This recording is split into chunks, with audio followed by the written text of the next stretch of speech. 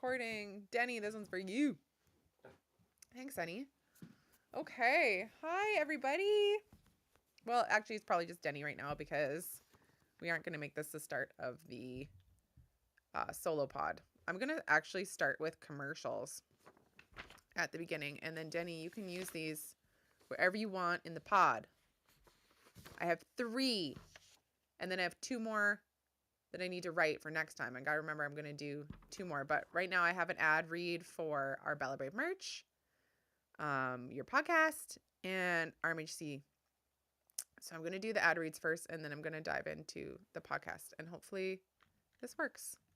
And we can make this one go live and have it ready to go on May 19th. Is what I'm hoping. Denny, please, whenever you read this and not read this, see this. Okay, first podcast ad read. Here we go. Starting Bella Brave merch was never about clothing. It began when I had to step away from teaching to become a full-time medical mom. And in the middle of it all, Bella's love for art and design sparked something beautiful. She had this way of expressing bravery through creativity, and I knew I had to find a way to carry that forward. Every piece in our shop is inspired by her joy, by her art, and her love. It's our way of sharing her story and carrying on her legacy and building something that supports our family while spreading a message the world truly needs: bravery. You can shop at bella-brave.com. We ship worldwide. Wear her name, share her light, and help us build a brave nation. Okay, that was ad number 1. I hope you liked it. That's all I got. Ad number 2 is for you, Danny. Here we go. Okay, before you... microphone, don't do that. Okay, we're going to restart. Maybe restart it. Okay, before you hit next episode, I need to tell you about a podcast that means a lot to me. My wife, my ex-wife, and me. I know, the title alone probably grabbed your attention. And yes, it's exactly what it sounds like. But it's also so much more. It's hosted by... Wait. Why does my mic do that? Hold on. Pause. Don't use that. I'm going to try that again. I don't know why my mic makes that weird sound once in a while. Okay, we're going to do that again. Okay, before you hit next episode, I need to tell you about a podcast that means a lot to me. My wife, my ex-wife, and me. I know, the title alone probably grabbed your attention. And yes, it's exactly what it sounds like. But it's also so much more. It's hosted by my friend Denny, who, fun fact, was the very first person to ever interview me on a podcast. We connected over our daughter's medical stories, and that one interview led to a beautiful friendship. With Denny, his wife, and his ex-wife? Yes, you heard that right. And honestly, they make it work in the most real, hilarious, and heart-filled way. Their show is packed with humor, incredible conversations, and Denny's voice. Seriously, it's like smooth butter. He's also been a huge part of my journey into podcasting, and I truly wouldn't be here doing Beyond Brave without him. So do me a favor once you're done listening here, not before. That would be rude. Go check out My Wife, My Ex-Wife, and Me podcast on any podcast platform. You're going to love it. All right, third ad read. Where did I put you? There you are. Okay, third ad. I hope you like these, Danny. I hope we can use them. Okay, number 3. I want to take a moment to share something really close to my heart. Ronald McDonald House Charities. From the moment Bella was born, RMHC became part of our lives. Over her 10 incredible years, our family stayed in Ronald McDonald houses in Saskatoon, Calgary, Toronto, and the family room at Sick Kids. These places were more than just a place to sleep. They were a lifeline. A home during the hardest moments, a hug when we needed it the most. If you'd like to support RMHC Saskatchewan directly, visit rmhcsk.ca. You'll find so many ways to give, whether it's a donation in memory, in kind, in honor, or even as part of your will. There's even a special wish list where you can see exactly what items are most needed, so your gift makes the biggest impact. And here's something that means the world to us. When you donate in Bella's name, Isabella Thompson, we receive a card or a letter letting us know. It's a beautiful way to honor her legacy and keep her advocacy for medical families alive. You can also check out the Miles to Go campaign on their site, which is helping build 2 new RMH houses right here in Saskatchewan, in Regina and Prince Albert. If you're not sure which house to support, visit rmhccanada.ca and support them all.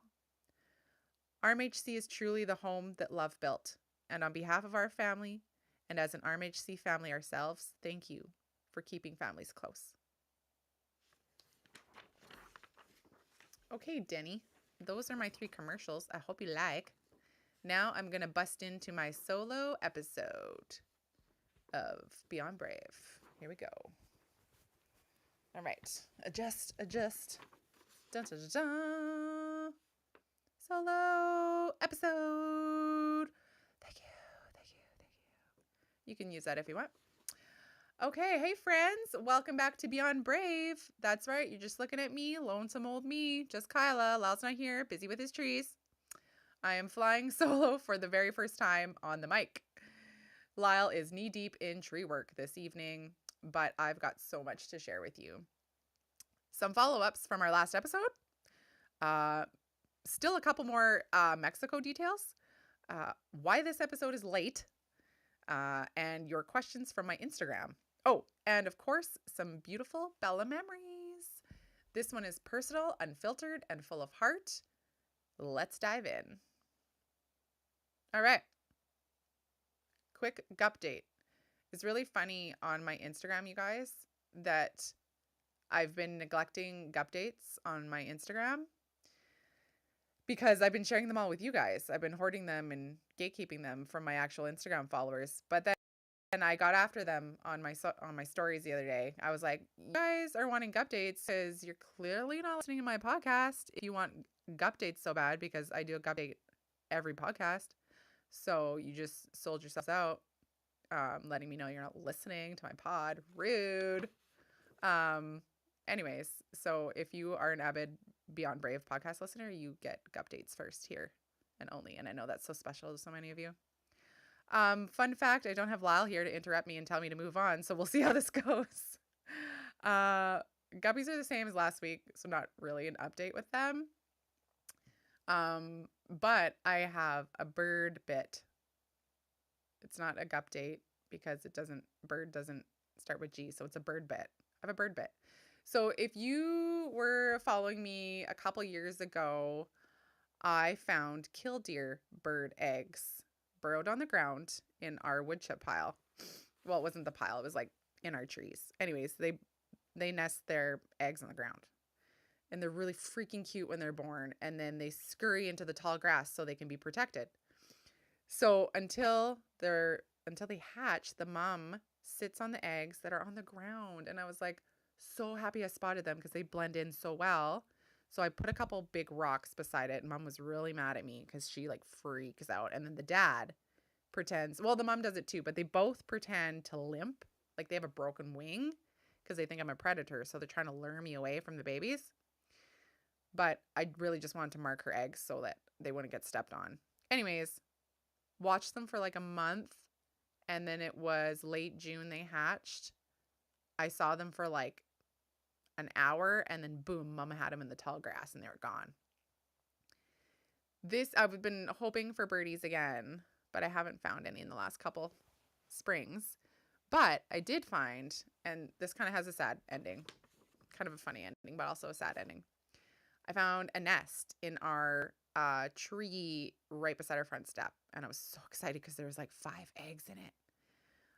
But I'm pretty sure now that they were from last year because I left it alone for a while, like you should. Waited for mom to come. No mom.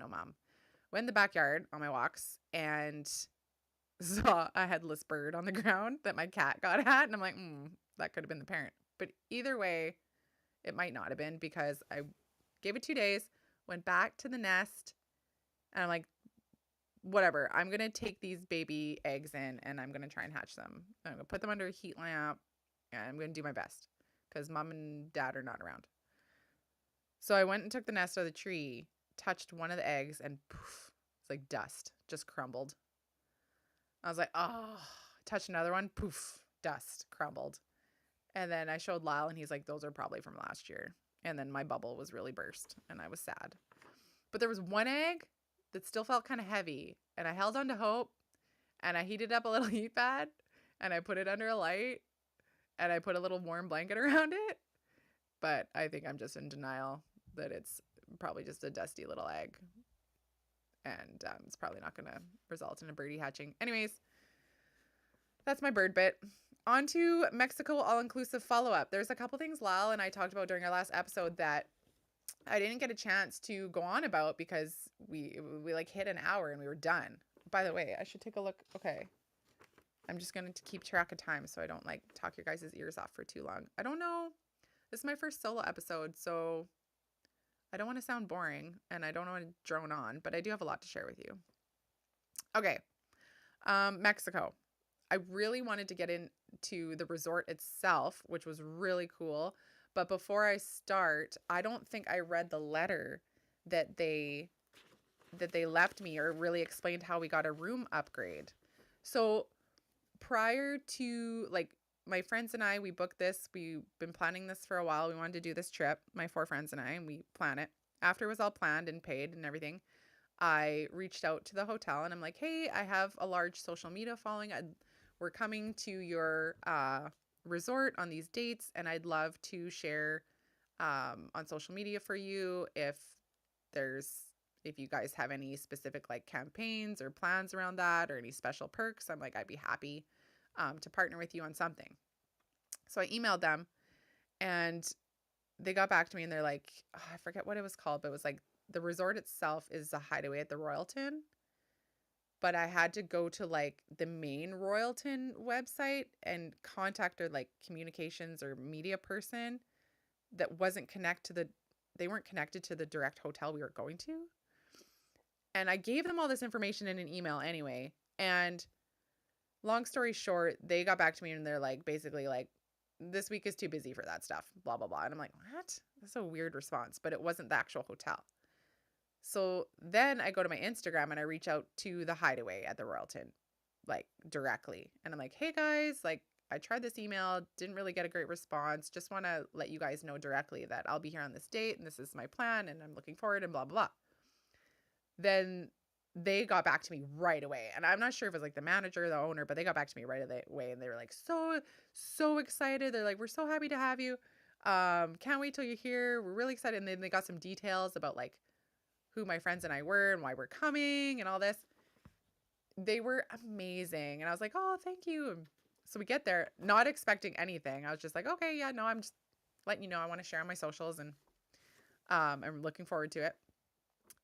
They left. So not only did they upgrade our room to this like suite with like an upstairs balcony and like a hot tub, they left a bottle of red wine.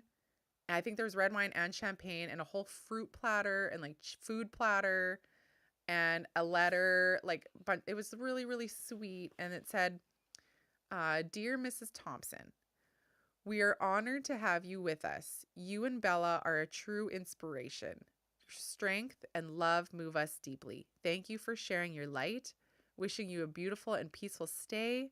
With love, the Hideaway Riviera, Cancun. With a little heart. And if you're on my YouTube right now, I'm just like showing you the letter they left in the room. And it was just my heart. The girls that were with me, like my friends and I were just like, oh, like that's just so kind and so sweet. And I just really appreciate them for doing that. It was over the Easter break that we went to. So like we got there like the day after Good Friday. And our second day, we walk into this giant pink chocolate Easter bunny. It was probably like a foot high, you guys. It was like this hollow giant chocolate Easter bunny, spray paint pink with like edible pink, whatever. And then they had all these delicate desserts around it and like these little like dessert platters laid out. It was just the sweetest little extra sweet thing they did. And I'm just really happy with them. I also the resort layout was so cool. I wanted to tell you guys about it. So There, look, so we were at the adult only section, which is the hideaway. And it's, if you picture a great big rectangle, like this resort is massive. So on the far right is the hideaway, and like we have our own pools. There's like 2 or 3 different pools there, and a whole like beach area and a hut, whole section. Then you go next over, and it's like the Diamond Club section. So it's kind of like hoity-toity, richy people, maybe. I don't know. We talked to one guy, and he's like, "Oh yeah, they have like the good liquor there," whatever that meant. So then there's the Diamond Club. Then it's the main area, kind of like the everyone area, where there's like the entertainment and big pools. Like there's probably 15 different pools, maybe more, across the area of the whole resort. Then you go through this like tunnel area and more rooms, and then on the far left is what I'm guessing is the family area. And it's this giant water park. Like, I want to bring Waylon back there because it was so cool. And it's just a really cool setup that they have. And they give you different colored bracelets for whichever section you're staying in.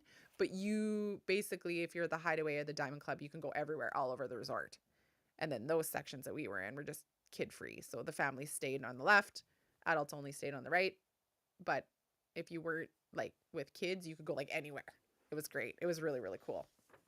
I really like that. Oh yeah, and I noticed on the beach too, like at this resort specifically, there was no salesy people. I forget what you call them, but you know the people that walk by with their big like boards and like stuff to sell, and they're kind of like they want to barter and stuff. There was none of that there. Um, the food was amazing. We tried every a la carte we could. I think we went to 5 of them. 5 different ones for supper, and then 2 different for lunch. And then there was, of course, the buffet, which we mostly went to for like breakfast and brunch, which was great. There was a sports bar, which was really cool. I can't remember if I told Lyle this during our last episode, but it was really neat.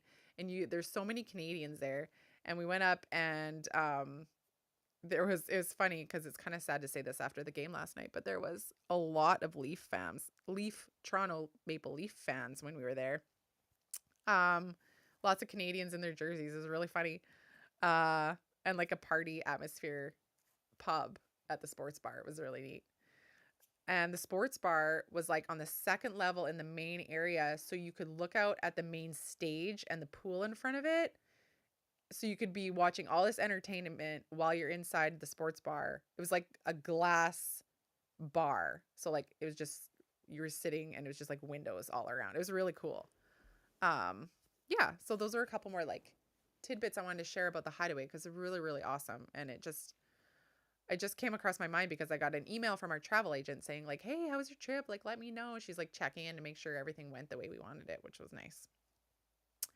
Okay, let's get into why this episode is late. So, if you've heard and listened to all 24 of our Beyond Brave episodes so far, you'll notice that last week we didn't have one. We usually have one come out every Monday. And I really wanted to keep that streak going. But we've just had some weird technical issues lately.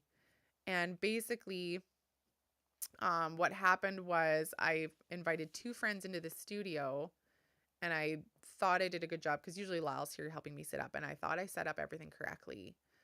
And I double checked with my producer Denny the other night, and it's kind of like just this fluke that the mic cut out.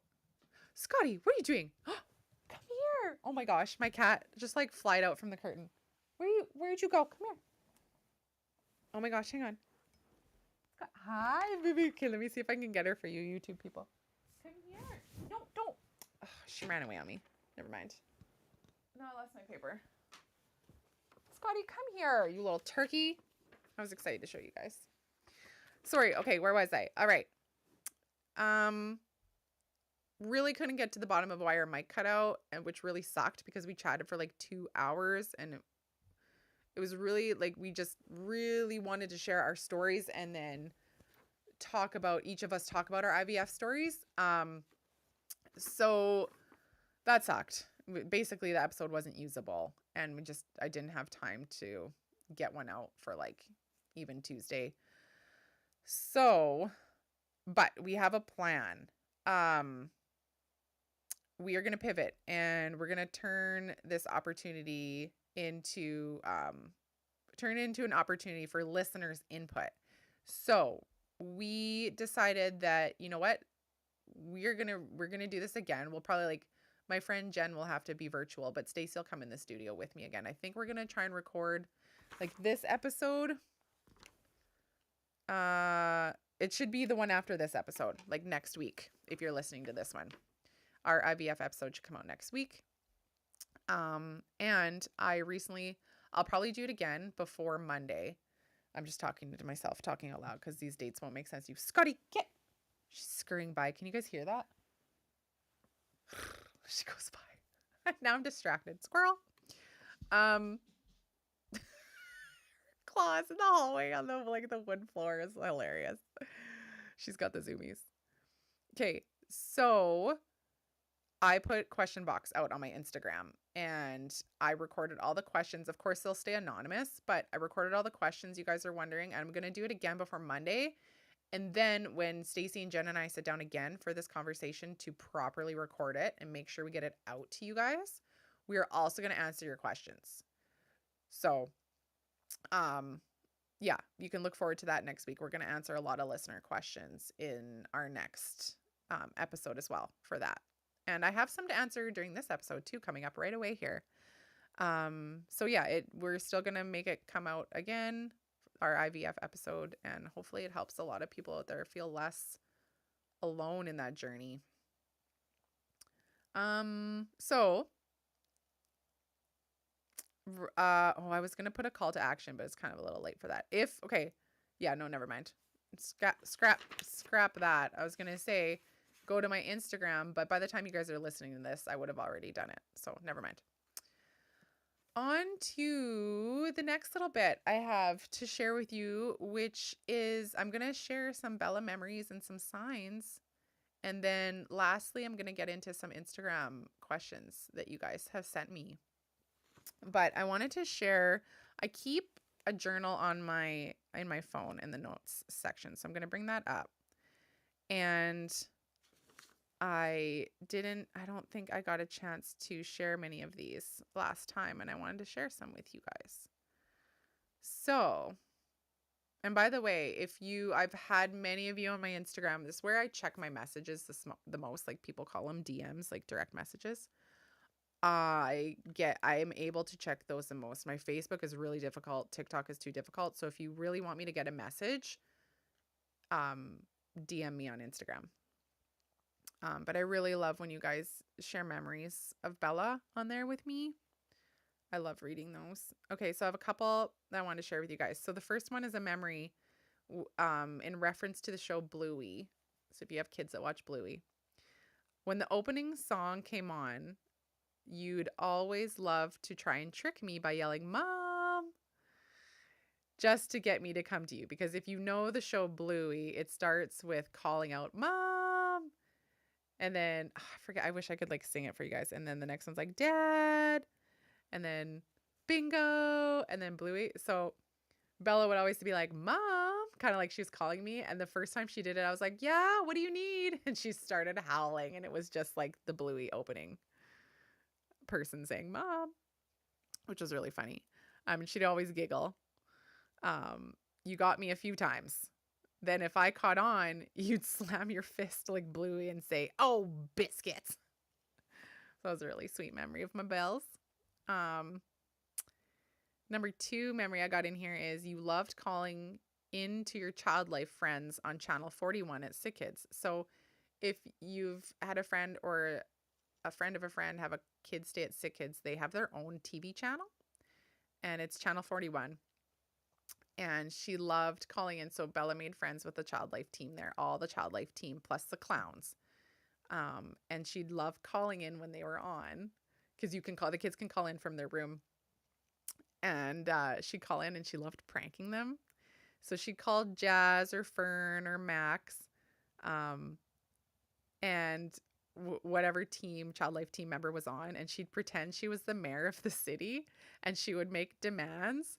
And it was so funny because they knew her so well. Like Bella spent years at Sick Kids, so the child life team knew her so well. So even if she tried to disguise her voice, like, "This is the mayor of Toronto," they'd be like, oh, and they'd instantly go into character and be like, yes, Mayor of Toronto, what do you want? What are you calling us for today? And she'd be like, well, and then she'd list all these demands. She'd be like, Jazz needs to visit Bella Thompson in room 608 before 4 p.m. today because there's a party. And she'd like go on, and it's so cute. And they'd oblige every time. It was adorable. I have, okay, if you can hear that, there's literally a helicopter going over our house right now, which is really weird. That never happens.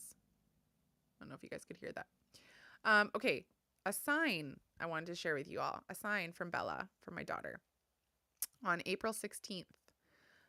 Yesterday, I had a big cry in your room.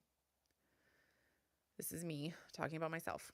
Pleading to have you back in my arms, praying and asking for a sign that lets me know you hear me. I sat with it for a while, and we decided on a shimmery, sparkly butterfly. This morning, while cleaning Waylon's room, I was making his bed. Under the covers near the bottom of his bed, I unveil, under his comforter, a plastic, sparkly butterfly. And I knew in that moment, as soon as I'm making his bed and this little plastic sparkly butterfly is at the foot of his bed under this giant comforter. And I was just like, wow, I know you hear me, sweetheart. It soothed my heart. There's another sign that I wrote down from April 27th. I wrote, my first time back at your gravesite since returning home from Mexico. I think in the car by myself that you could send me a sign when I'm there. So I'm driving to her gravesite and I'm like, honey, I would love a sign from you if you can. So I walk up to where you're buried.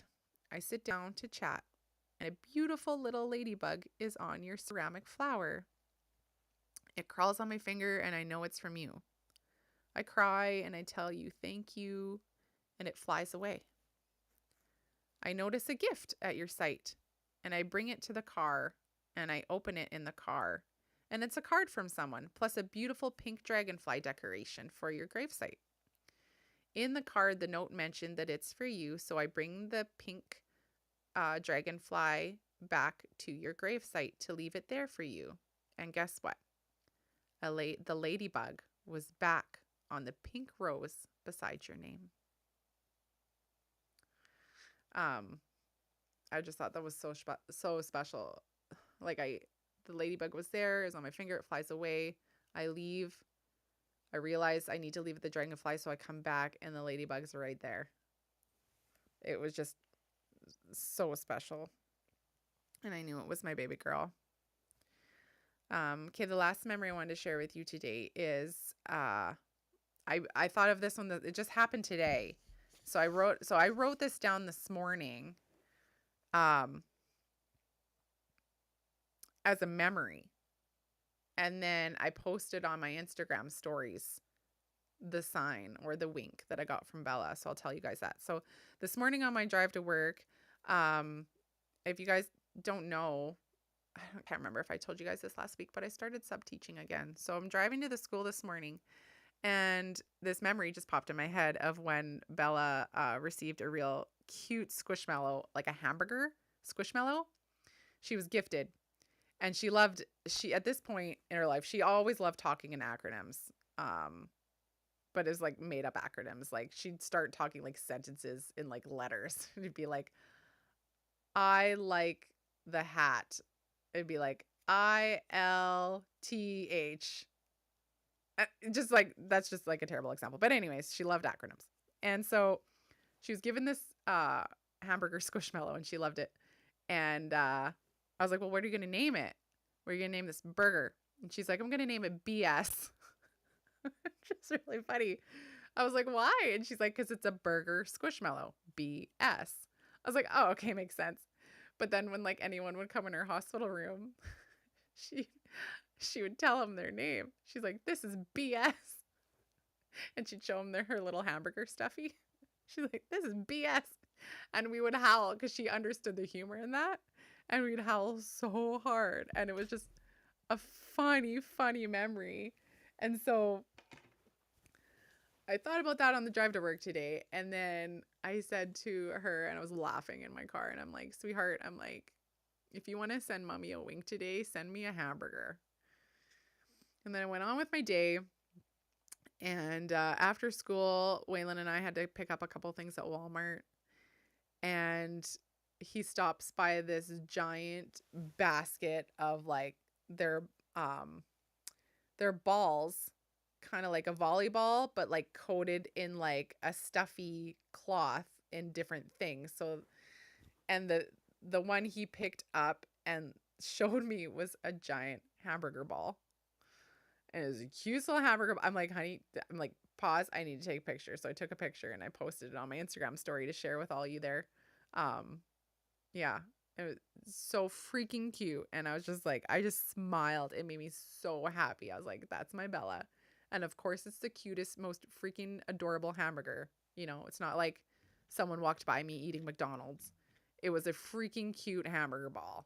And Waylon picked it up. And I was just like, oh, but also very happy. And I cherish that. I cherish it. I know she's with me, and it hugs my heart, and it heals the pain even for a little second. Okay, I also had no. Okay, I had Instagram questions to answer for you guys, but I'm just realizing I left them in my notebook upstairs. Oh, I don't think I can go from memory. Should I go grab it? I should go grab it. Okay. Yes. They are upstairs. Okay, guys. Denny, you can edit this out if you want. I'll be like 2 seconds. I'll be right back.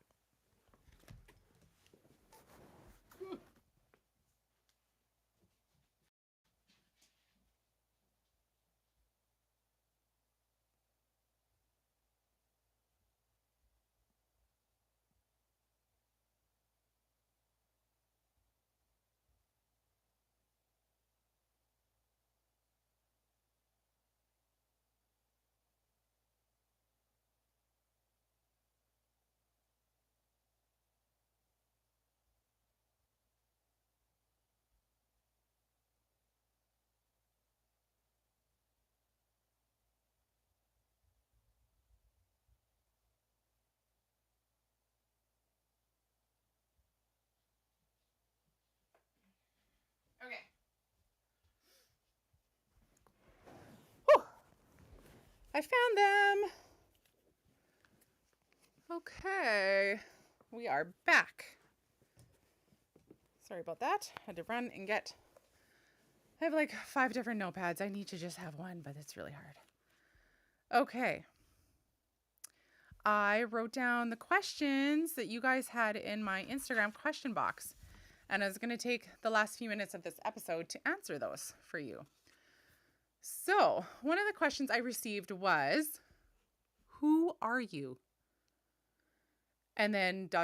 growing up, like in your 20s. I was like, oh, such an open-ended question. Who are you? But I think people hear so much about Bella and I. Sorry, I'm like out of breath. I just like ran upstairs. I should not be this winded. I don't even smoke. So, who are you? Yeah, like, I don't know if Lala and I really sat down and really got into like who we are individually, you know, apart from being medical parents to Bella and parents to Waylon. But me, before kids, I grew up in Swift Current, Saskatchewan, Canada. And I was like that kid in elementary school that got kicked out of the class for being too loud. That was me in elementary school. I played lots of sports, baseball, hockey. Well, I started playing ringette, and then I really liked hockey, and I was like a goalie, and I really loved that for a while. Got into high school, loved volleyball, shopping, but still kind of like a tomboy. And then I decided to go into teaching, so I got accepted right away and went into the arts ed program at the University of Regina. And had a blast in university, would drive home every summer, work for the city, weed whipping, mowing lawns. What else? Um, yeah, university was fun. Stay in the dorm room with my friends. I think one year we lived in like a townhouse. Uh, I drove my first car was a 1985 cobalt blue Camaro. I called it the Blue Bullet. It was really awesome. My dad bought it for like $1,700 when I was like 16. It was my first car. It was beautiful and I miss it so much. Um, so that was fun being 16 and driving a blue Camaro. Um, what else? Didn't really get to travel too much. Did university and then met Lyle in university. So I met him in like just before my last year, I think, or during my last year. Yeah, during my last year in university. And then we met in university through friends and then dated for a couple years, got engaged, and yeah, rest is history. It's kind of my story. Trying to think if there's anything more exciting in there to share with you guys. um, okay, next question. Experiences as a teacher. Thoughts on the strike. So, I don't know if I might talk about this after I figure out what strike and when because I have not taught since 2019. So it was the beginning of 2020, like COVID happened in March and Bella was getting assessed for they were assessing her, basically deciding like, okay, does she need a bowel transplant? Will they do one? And that was confirmed in July. So basically in March, like I was teaching full time and then it was COVID. So finished out the year like at home. And then in July was when Bella got listed. And so then I couldn't go back to teaching when she was listed. There's so many reasons around that. Like her bowels kind of got worse after that too. Like they were like, yeah, clearly she needs a bowel transplant. We're listing her. And then her medical needs increased so much more that I couldn't work full time. Big reason why we started our Bella Brave merch. And just another way that we could maybe support ourselves. And so yeah, after the end of the 2020 school year, I guess in June, yeah, I wasn't able to go back to teaching. So I don't know what strike and when. So I can't comment on it. But yeah, I really love teaching. I've loved it a lot, but like any teacher would be lying if they didn't say they went into it for like the summer holidays. I will fully confess that is where my mind went in grade 9 when in career ed, and it's like, what do you want to do? And I'm like, I want summers off. I'm going to be a teacher. So yeah, but no, I was really good. I started with the arts. Like I majored in visual art and I minored in literature, English, took dance, drama, like all the arts, and then started my career getting my certification for being a support teacher, student services teacher. That's where I started. And then, yeah, that's kind of where that went. And then got a job in Swift Current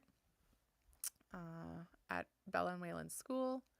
And yeah, now I am getting back into sub teaching, dipping my toes in with substitute teaching. Okay, next question. Where am I at for time? Okay, we got to wrap this up soon.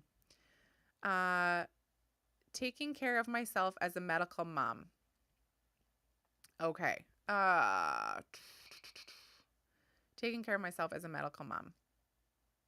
Forgive me if I didn't get the whole question in there, but I was clearly jot noting. So if I could think of the first thing of the ability to take care of myself as a medical mom, what I've learned is when stress gets so high that it's affecting you physically, not just mentally, but physically, that your body literally, like mine, would like lose function. I would lose the ability to speak full sentences sometimes when my stress was so high as a medical mom. But I've never been too shy to verbalize what I need. And that can be really hard, but you have to do it. And when you can't do it, you write it down. And if I can word this in the right way, Bella's rare disease caused so many symptoms that even like it was me and the specialists figuring this out for the first time. And so the notes I would take, because my memory from stress would just get shot. And then when I got so stressed, I couldn't even talk. And I would have multiple people coming in her room. It was like, so I would make sure if I knew it was a stressful time and I knew I had all these meetings and these people coming in this revolving door of medical professionals, I would talk to the social worker. I would talk to the counselor, like at the hospital, any sort of support personnel, my nurse for Bella. I'd say, look, like, I need support today, whether that's like, sometimes I would have like the residents actually from rounds, like someone would take notes for me and summarize it for me and help me make decisions that day for Bella that mattered so that I could still grasp what needed to happen that day. Like, just don't be afraid to say, look, like, I can't function, but I need to support my child. Can you help me? And that was one main thing that I really needed to do to take care of myself as a medical mom, because it would stress me out more to just say, I can't do this and go sleep. And then I was like, that would stress me out more, because then I'm like, what if someone misses something for Bella or this or that or the other thing? So I really needed a lot of support and a lot of reassurance if I was like physically ill during her care in hospital. Uh,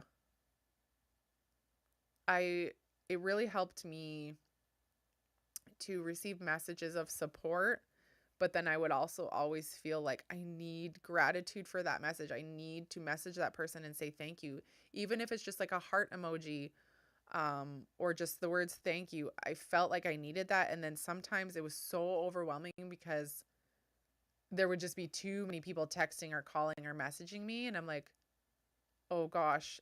But I needed to remind myself that it's okay to unplug.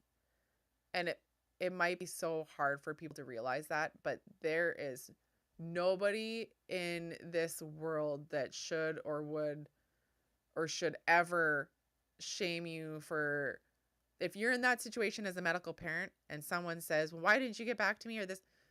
No, that should not happen. So you do not need any excuse for unplugging and shutting that phone off for whatever amount of time you need. You have to do that for your mental health. Those are just a couple of things that I would try to do to take care of myself. I would find happiness, like I did what Bella taught me, and I would find happiness and joy in the simplest things. Like, just as I learned to love my skincare routine, because that was something I could have in hospital or out.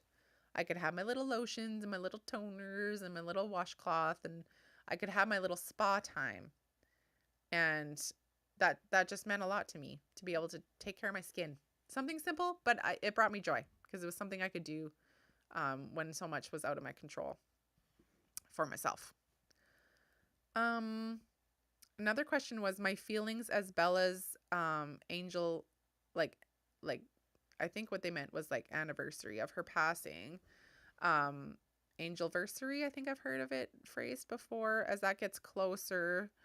So that'll be July 14th. Will be her first year in heaven. And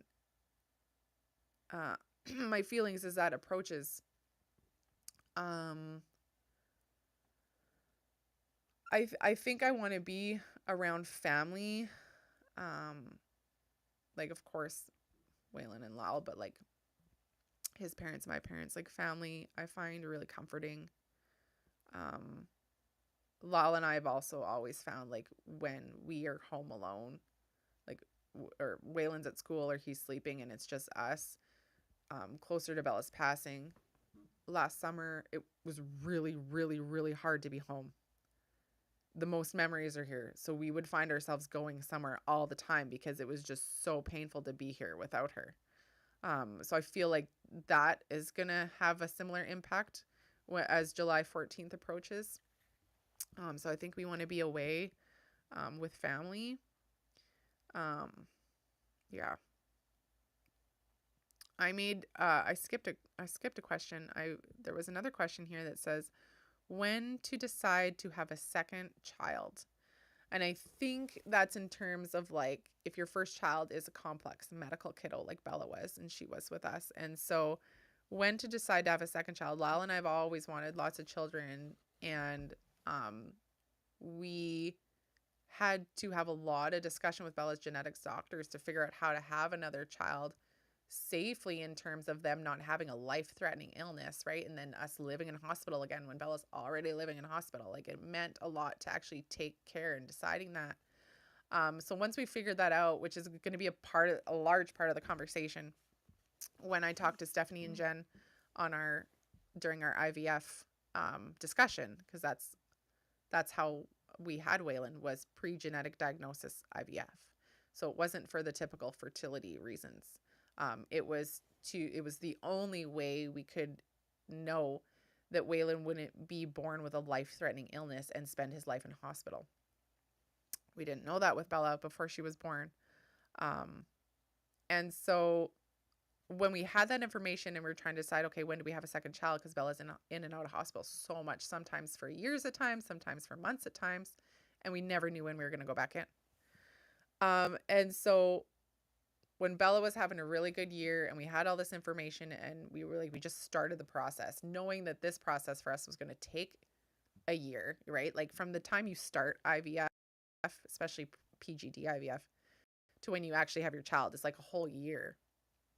And deciding when to start that, we were like, I wanted so badly, like regardless of knowing we had to go that route, I wanted so badly for Bella to have a sibling, because I already known at this point she'd been like, she was 5 so she was 4 when we were like pulled the trigger on like getting pregnant again. And I wanted a sibling for her so bad because I already experienced so many years and days of her in isolation, pulled away from friends and family. And I knew that there would be less of a chance of that happening with a sibling. I knew a sibling could be close with her. And I wanted that so badly for her. And that did happen with Waylon. And that makes me so, so happy. That was like the main reason, of course, apart from wanting a large family. And so she was having a really good year when she was 4 or 5. And we were really thankful that we were like, you know what, if we don't do this now, like when? So like, just do it. Get started. You can make it work. I remember Lala and I being like, yeah, who knows if I'm going to be 36 weeks pregnant and flying to Toronto sick kids with Bella. But you know what? They have the top NICU in the world. So, you know, if anything happens with that birth, I'm in the right spot. You know, I just try and think about the positives and not worry about it. And just start, because if you keep thinking about it, it's, you know, just go when it feels right. When your medical kiddo is having a good couple months, go. Figure the rest out later. It'll fall into place. That's my advice. Okay, I have one more question to go over. How do I handle grief after losing a child? How do I handle grief after losing a child? Okay, well, I wrote in my notes in response to this question, do you have time for 25 episodes of Beyond Brave? Because that's what this entire podcast is. So I don't know if the person who asked this question, how do I handle grief after losing a child? That's what this podcast is. It's a way for my husband and I to, in a way, the discussions we have is not only carrying on our daughter's legacy after her passing, but it's very therapeutic for us to select time in the day to sit down and not just talk to one another, but bring our feelings out and discuss it in a way that helps other people, which is the point of this whole podcast, other bereaved parents. Because I don't want it to sound cliche, but it really just is not talked about. It's really hard. It's really hard for people to be vulnerable with this type of topic. It's really hard for them to um, just pull their friends aside and say, "Hey, I need to talk to you. Like this is something I need to talk about because I'm feeling alone and I'm breaking down in lonely isolation after my child has passed." And that is a pain that Lyle and I both wish would not have to happen for any parent who's lost a child. And so um, we're handling it by sharing our discussions on a podcast and hoping that it really reaches those who it needs to reach and helps them. Because, yeah, neither of us know this type of discussion or anyone that's had the similar circumstance, and put it out there for others to hear and listen to over and over again. So I really hope that whoever asked this question, if you have time to listen from the start, I really, really hope they help. All the 25 episodes we've posted so far. And we of course we don't drone on, but because we know Bella wouldn't want it that way. We want to bring happiness and joy and jokes and fun and like real life into the conversation, but we discuss a lot about how grief counseling, grief therapy in our community has helped us. After her passing, we discuss a lot of the tips and advice and discussions we've had with our therapist on our podcast. And yeah, we kind of go from there.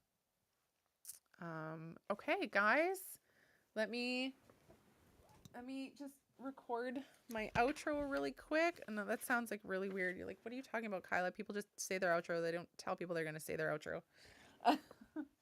Let's keep in mind, this is my first solo. All right, guys? Okay, so thanks for hanging out with me today. All of you in that little square camera in front of my face.